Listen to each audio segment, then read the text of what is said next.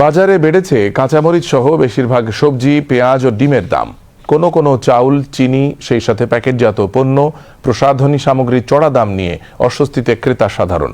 আবহাওয়ার অজুহাতে দাম বাড়ানোর প্রবণতা রোধে নজরদারি জোরদারের তাগিদ উঠেছে জোরে সোরে। শাহেদ জাহিদির প্রতিবেদন। টানা বৃষ্টির মতোই টানা অস্থিরতায় নিত্যপণ্যের বাজার।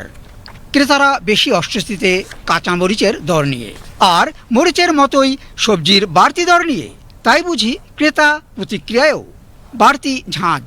সবজির বাজারটা ঊর্ধ্বগতির দিকে, যেমন মনে করেন আপনার যে সবজিগুলো আপনার মনে করেন 50-60 টাকা কিনা হয়েছে, সেটা এখন 100 টাকার উপরে। কাঁচামরিচ 250 গ্রাম বা 120 টাকা 30 টাকা কিনে হয়েছে, এটা 100 গ্রাম আমাদের নিচে 35 টাকা, অর্থাৎ 350 টাকা কেজি। অন্যদিকে হঠাৎ করেই দর বাড়ার তালিকায় যুক্ত হয়েছে পেঁয়াজ। কিছুটা বেড়েছে ফার্মের ডিমের দামও, আর বেশিরভাগ মুদি পণ্যের দরই ওঠানামার মধ্যে আছে। কাঁচামালগুলা কোনো কিছু ধরা যায় না। যেই শাকসবজি আমরা কিনতাম 30 টাকা, 40 টাকা, 50 টাকা কেজি, সেগুলো 80 টাকা, 100 টাকা। মাংসের বাজারটা একটু সহনীয়, বাস মাছ ধরাই যায় না। মাছের বাজার খুব অসহ্য। এইসবের বাইরে কোনো কোনো চাউল, চিনি, সেই সাথে প্যাকেটজাত পণ্য, প্রসাধনী সামগ্রীর চড়া দাম যেন বড় করেই প্রশ্নবোধক চিহ্ন দাঁড় করিয়েছে বাজারে।